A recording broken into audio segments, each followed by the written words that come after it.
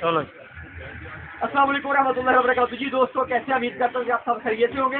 ये अपना द्वेषी बाबा जो मेरा चैनल था, इसमें मेरी वो पिक्चर भी लगी हुई थी।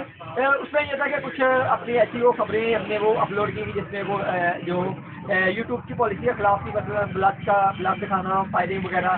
तो कुछ हमें चीज़ें को इतनी बहुत ज़्यादा मालूम नहीं थी, जिसकी वजह से स्ट्राइक आई है। तो हमने जो है ना वो उस चैनल को बंद कर दिया है।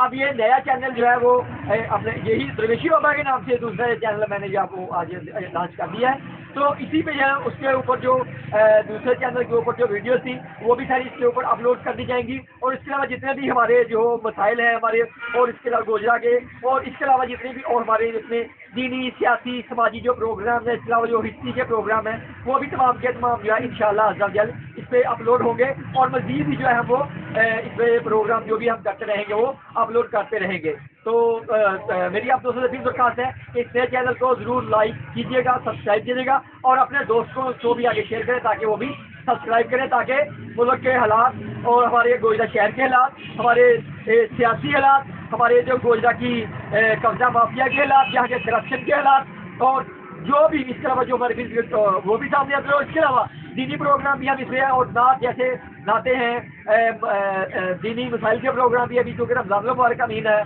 वो भी हम इसमें जो है वो अपलोड करेंगे। बहुत शुक्रिया। अस्सलाम वालेकुम।